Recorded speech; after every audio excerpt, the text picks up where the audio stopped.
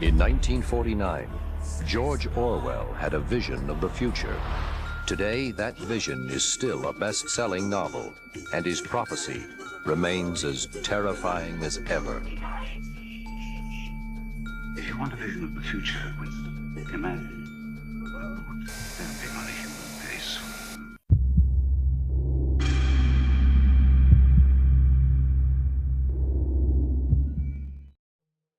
What would happen if everything you say is being recorded? Look at this. And even worse, what if your thoughts are not in your own? Think about it. Well, today we'll be talking about to the 1984 by George Orwell's and its films adaptations. And of course, breaking down what changes when a powerful story moves from book to screen. So, let's go.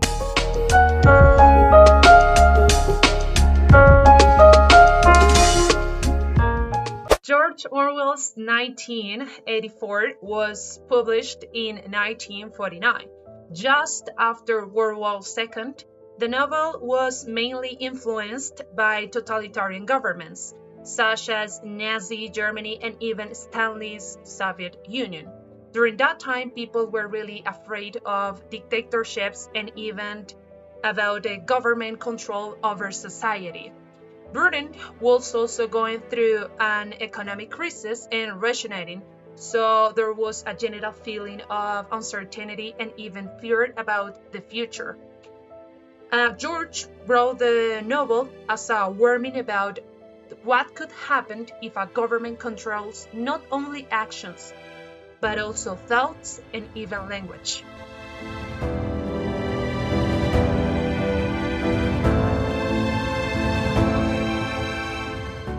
The original public for the novel was mainly auto readers who were politically aware and interested in social issues. Many readers were concerned about democracy and the rise of authoritarian systems. The book was especially directed to British society. Nevertheless, its message was universal. I agree with you, Sharik. And I also think that the book requires a certain levels of reflections and reflection, of course, because it's not a fast or easy story. Uh, Actually, it's dense, because it has a psychological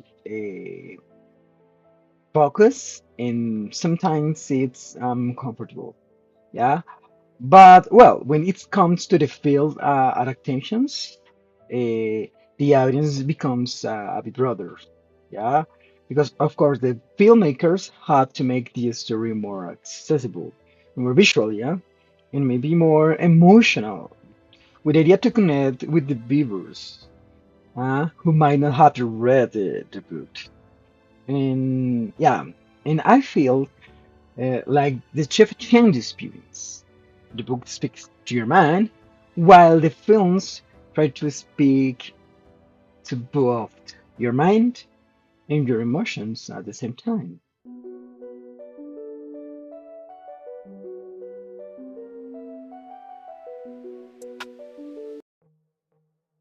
Well, thing that stood out to me is how the films simplify the world building. Yeah, in the book, the setting is very detailed. You get the description of the systems, the history, even the language. But in the films, that complexity is reduced. Yeah. Well, instead of explaining everything, I think the films showed it visually. For example, the use of dark colors, cool environments, and those contents surveillance screens immediately create a feel of control and fear without need long explanation. You know. Yeah, and well, I think the two adaptations handle these differently. Yeah, because the first adaptation in 1956 feel more staged. almost like a theatrical representation, while the 1984 version feel much more immersive and realistic. It's like you can actually feel the oppression in the environment, and yeah, uh, which makes sense because the filmmakers have to adapt the settings not only to the story, but also to the expectation of the audience.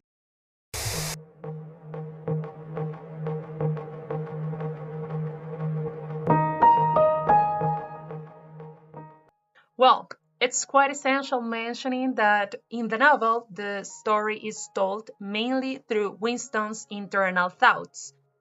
So we understand his fears, doubts, and even reflections about the party. Moreover, we learned about complex ideas like doublethink and thought crime through explanation and even narration. I would say that literature allows us deeper access to the character's mind, so it is easier try to understand how they are feeling.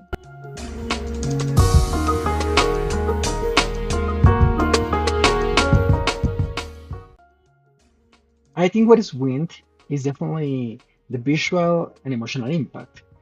Seeing the world of 1984 makes the experience more immediate and something more disturbing.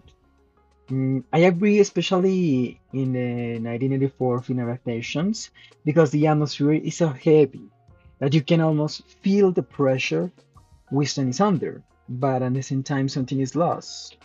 Yeah. The depth of the character, for example, in the book, Winston's internal struggle is very detailed and complex, and that hard to fully translate into the film.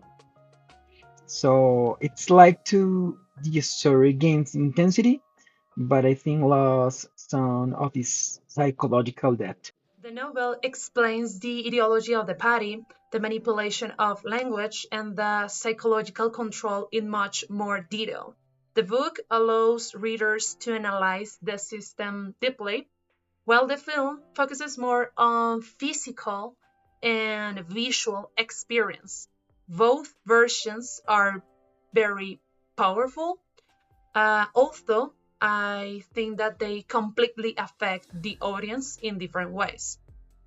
So, as a personal opinion, I highly recommend reading the book instead of watching the movie, since the film loses and changes a lot of essential information that you can find through the book. For instance, the relationship between Julia and Winston changes a lot. In the book, seems to be very romantic and even emotional. However, in the film, it's like they are together just because of political interests, no more. So, if you got the opportunity to read this incredible book written by George Orwell, go ahead. You won't lose your time. So in the end, both the book and the films offer different experiences. The book makes you reflect deeply, while the films make you feel the reality of that world. And maybe that's why the story is still so powerful today. And okay, what do you think? Do adaptation improve stories or change them too much? So, see you in the next video and share your comments below.